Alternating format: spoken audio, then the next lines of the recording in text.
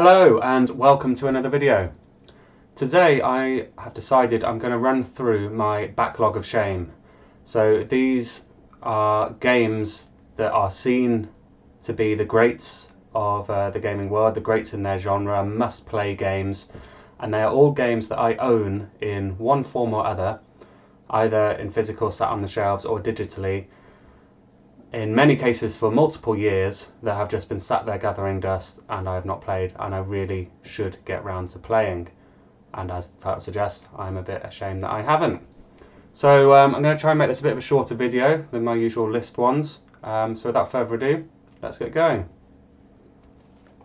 So first up, we have Batman Arkham City, a game that I have had probably for about 8 or 9 years. It's just been sat on the shelf. Lovely steel case though that I got, picked up from CEX in the UK. So for the collection, it's really nice looking, but I have no idea how it plays. I have a bit of an idea. I've beaten Batman Arkham Asylum, the first one in the series, and for those that don't know, this is the second one in the series that takes it a little bit more open world as far as I understand. But yeah, it's one that I definitely need to get around to playing, and I will do at some point. Next up, switching it up to PlayStation, a bit more of a modern game, we have Bloodborne. Still in the cellophane, still unopened. I got the PlayStation Hits version, so it didn't set me back too much. It took me a while to play any Souls games. The first Souls game that I played was last year when Elden Ring came out, and I thought that, right, this one was supposed to be a bit easier than the other ones, a good entry point. So I dived into that, loved my time with Elden Ring. So that inspired me to pick this up, and I will get around to playing this again at some point. The idea behind this list as well is to get these games in my head, that these are ones that I want to target. So I've got ideas for some videos in the future, kind of in the next year or two, to tackle some of these in batches. One of them, as a bit of a spoiler for some games coming up, is kind of a horror month, to try and get through a few of them in one go. So anyway, on to the next one. As I say, I'm going to go through these quite quickly, just to give you an idea of my main backlog targets. So next one is Metroid Prime. So there's been a recent remaster of this on the Switch. I don't have a Switch, unfortunately, so I don't think I'll be able to play that unless no, it's not going to come to any other systems, is it? Because it's Nintendo. So I'll be playing this on the GameCube at some point. I've just started playing with my the backlog playlist that I do, randomly selecting a series of games to play. I'm playing through Metroid Other M on the Nintendo Wii at the moment. I'm 3 or 4 hours in. The review should be coming for that following this video. And I'm quite enjoying it, actually. I mean, that game got slated a lot in reviews from what I looked at before I started playing it. So if this one's supposed to be a lot better than that, then happy days. It's probably good that I start with the one that's not supposed to be quite as good. And this also, I mean, I think this is a bit, I think that the genre had already been kind of established by the time this came out, but Metroid is obviously kind of the half of the founding of the Metroidvania kind of style of game. So I wanted to go back and play some of the Metroid and spoilers coming up for Castlevania games. So this is definitely one that I want to get around to at some point, for A, playing a good game, and B, for a bit of gaming history as well. And that brings me on to the next one on the list, which I don't have a physical copy for, but that's Castlevania Symphony of the Night. So I think this originally came out on the PlayStation 1, but it is a game I'd love to own physically, but it's ridiculously expensive. It's kind of like £100 plus, I assume the same in dollars, and over $100, which for a short game I'm not willing to pay. But I do own it physically through the Xbox 360, not physically, digitally through the Xbox 360 marketplace for about £5. So so I'll play it that way, and it's upscaled and in HD and everything on there as well. So aside the collection, the physical collection aside, I think it's the best way to play it. So I'll play that along with a Metroid game to give me that kind of foundation of the Metroidvania genre, because I've never played, up until now, playing on the Wii, a Metroid game or a Castlevania game. So that really is something that needs to be fixed. So I'll play through both of them. Next up, we're going back to the 360, and this is one I'm very surprised that I haven't played in the past actually, and that is Dishonored. So I've heard huge amounts of kind of positive things about this game. It seems like a game that I would actually really enjoy. I think I did start it when I first picked up the copy of it, but fell off it in kind of like the first hour. I think I just put it in to check that it worked and kind of have a look what it was all about. But I think it's one of the only kind of major franchises from that generation that I haven't at least kind of had a look at and dabbled in. So yeah, definitely going to give that a go. And I also own Dishonored 2 as well. I think I own the HD version on the Xbox One. So these are definitely some that I need to get through, and I think I'll bundle these in with kind of like Batman, Arkham City, and maybe one or two others, and hit them as kind of ticking off some of the core Xbox 360 era kind of franchises. Now we kind of come into the top 10, not that these are in a real order, they are a little bit, but not really, but this is number 10, and this is a beast of a game from what I can tell. So that's Xenoblade Chronicles. So this is a JRPG for those that don't know, supposed to be kind of one of the best modern JRPGs, if you count the Wii as modern still, but kind of like 3D rather than the old school 2D ones. It seems like it's more up my alley than the kind of Fantasy Star ones, with it's kind of sci-fi and sci-fi weapons and that type of thing. The only thing that I find daunting about it, and the reason I put it off for so long, is the length. I think it is kind of like 80 to 100 hours to beat the game. But having owned it, and it was reasonably pricey to pick this up in a physical copy, I wanted it for the collection for the Wii. I definitely want to play it and give it a go. Again, it's one that I put in, played the first 20 minutes, half an hour to check that the disc was working, but no more than that. So it's definitely one, even if I just put 10 hours in, 20 hours in, I want to give it a go. But ideally, I'll find it intriguing and engaging and like the gameplay and play it all the way through. That's the intention going into it. I haven't played, well, I've played quite a few JRPGs. I haven't finished many JRPGs. The only JRPG I've finished, if you can count it, is Final Fantasy 15. I think that's because they've moved to the kind of action combat. I do find turn-based combat, I like it for the opening 10, 15, 20 hours, and then I find it starts to get a bit repetitive. I've fallen off Final Fantasy X doing that, and Final Fantasy 13 and a few different ones. But definitely going to give this a go. I know there's Xenoblade Chronicles 2 now, and I think 3. I think 3 just came out as well. So when I do play this, if I do really enjoy it, I will probably find a way to play Xenoblade Chronicles 2 and 3 as well. If that means picking up a Switch one day, I may well do that. Now this is one that I've played a lot of, which is Dead Space. It's on my top 10 Xbox 360 games. I love this game. I adore the kind of the art style, the feeling, the world they've created in this, and the sense of tension and dread when playing through it. I fell off it, not because I didn't like the game. I love the game just because I found it quite intense, and I don't know exactly how far through I am. At least halfway, probably 2/3, and I just went onto another game to take a break, something a bit more light-hearted, and never came back. So that's something I definitely need to put right. And I was mentioning earlier that I'm going to do a horror, probably in October. Makes sense, doesn't it, having being Halloween? I'm going to do a horror month and try and get through a few of these horror games that I really should have beaten before. But what I'm going to do is pick up, because recently they brought out a remake of Dead Space, which got very good reviews and by all accounts is very well made. So I'm going to pick that up and play through that at some point this year. Guaranteed. Next up we have a very different feel, a very different genre, and that is Zelda The Wind Waker on the GameCube. It also comes with the Zelda Ocarina of Time, which is a nice bonus as well.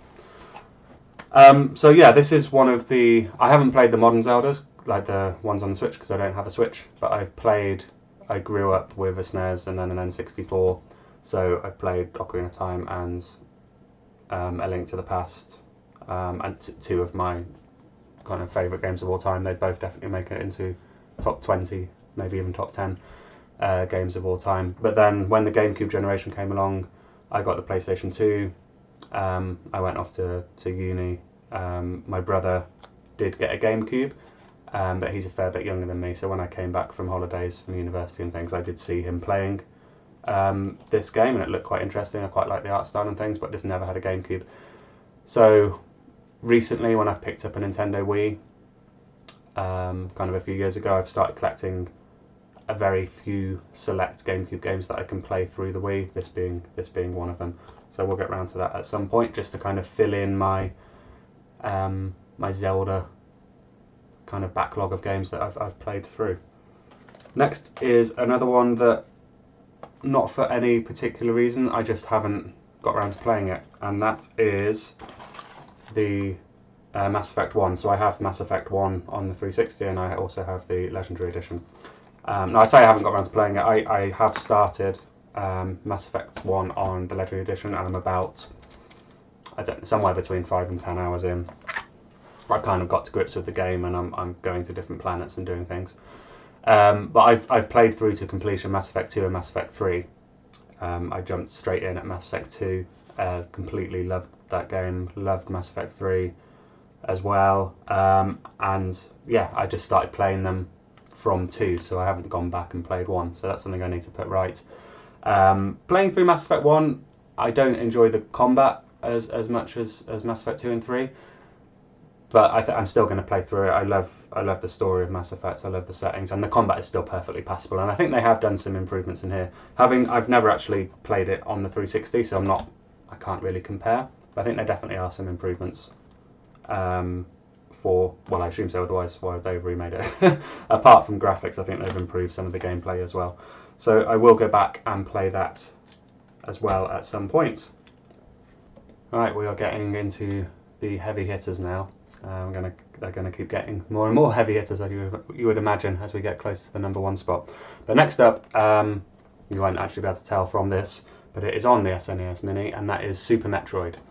So I mentioned earlier that I wanted to go back, having never played a Metroid or a Castlevania game, and kind of explore where the Metroidvania genre came from, because I played many modern Metroidvanias, just not the actual kind of games that inspired it. So yeah, Super Metroid on the SNES, I'm going to pop this in and play through that as well. So I'll probably play that, as I said earlier, I'm going to play them in kind of a lot of these games in groups of games, so I'll play that with Castlevania Symphony of the Night, and possibly the more modern Metroid Prime on the GameCube as well, and have kind of a few weeks of just exploring that part of gaming history. So very much looking forward to doing that. That should be great fun to go back and look at that. Next up, as I say, it's quite embarrassing that I haven't played some of these games, especially as they have been sat on my shelf for years and years.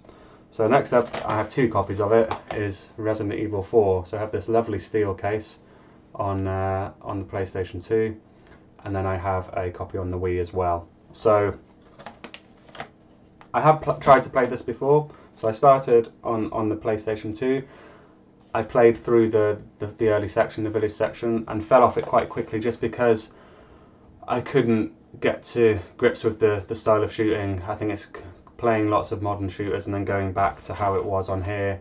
Now it's not as bad as it was in kind of Resident Evil 1, 2 and 3 with the kind of tank controls, but it didn't feel very good. I was really struggling to kind of be accurate with my shots and things.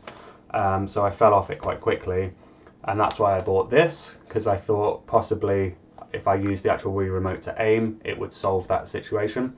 And I haven't actually played it, so I can't answer that question.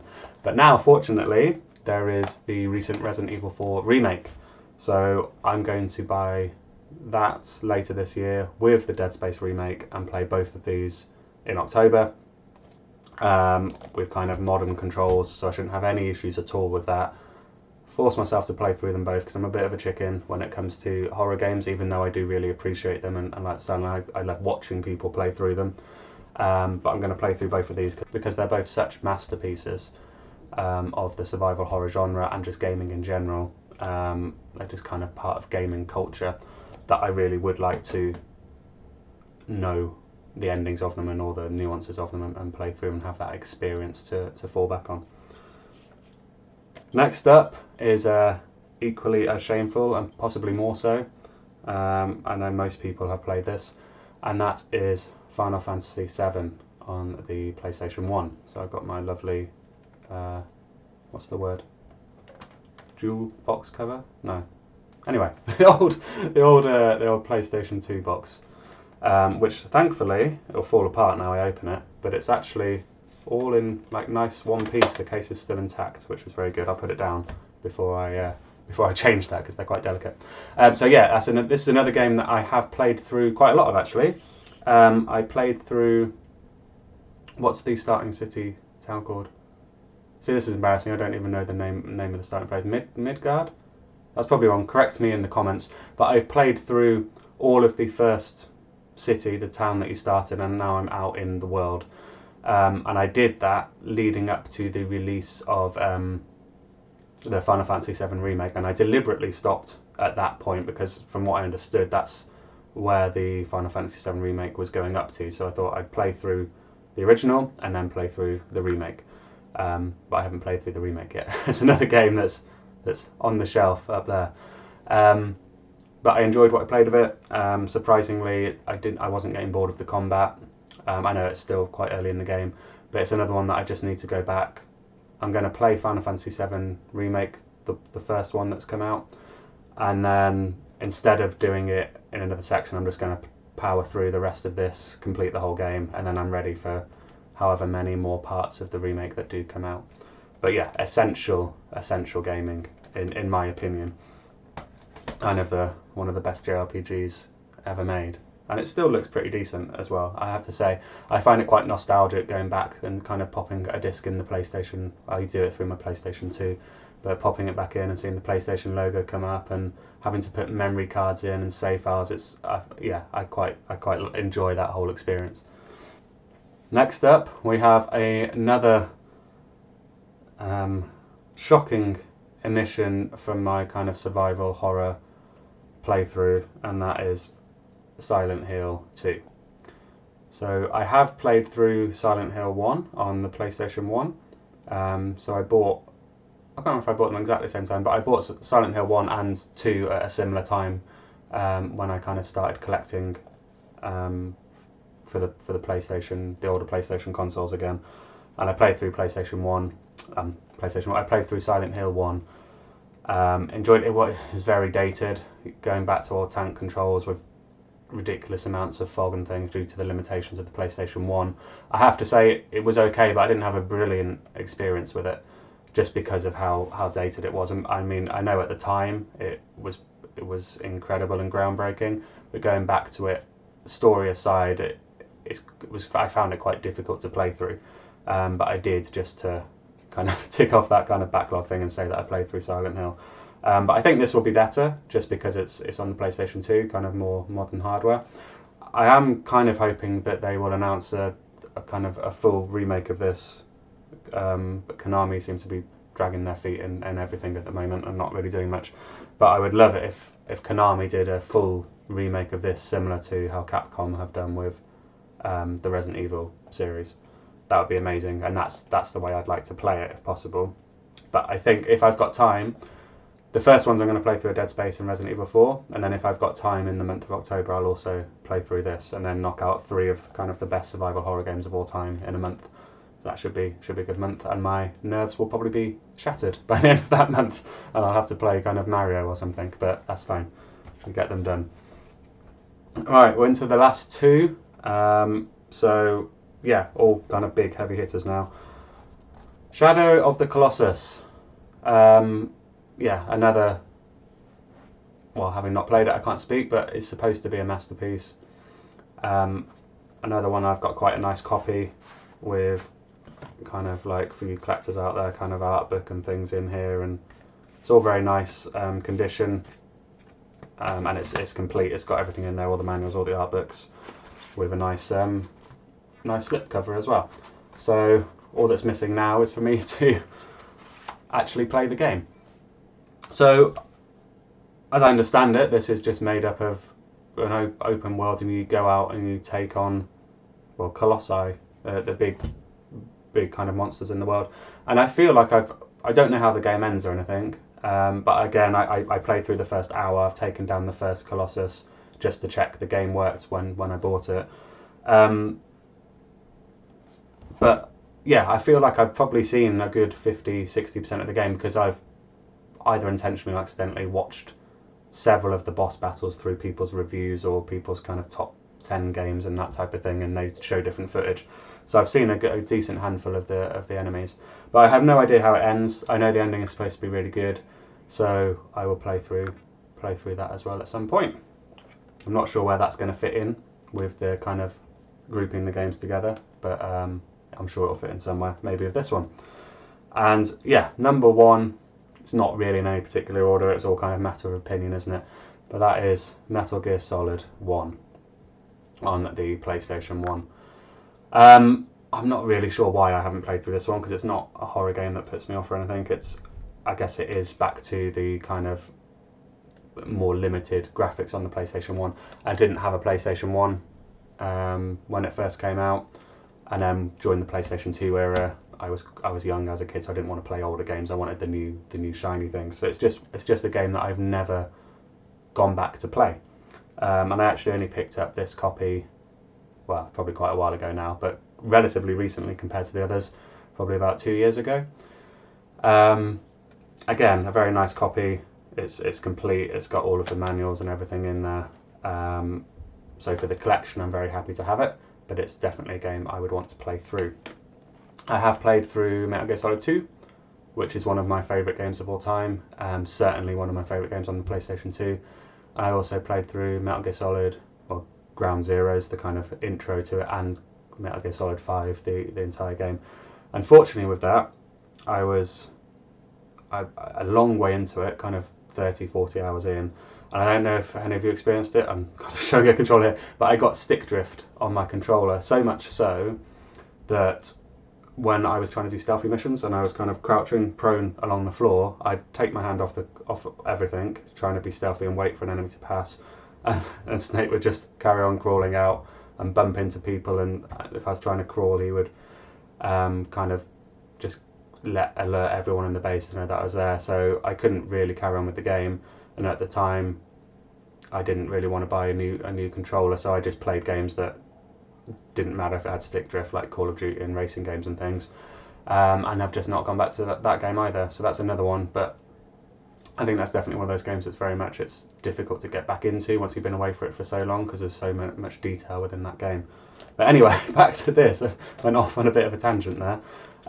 Yeah, definitely need to play through this, and I'll probably do this with, again, maybe some of the other early games like Final Fantasy VII or something, have kind of a PlayStation 1 and 2 month, and get this one done, because I don't think it would take very long to play through.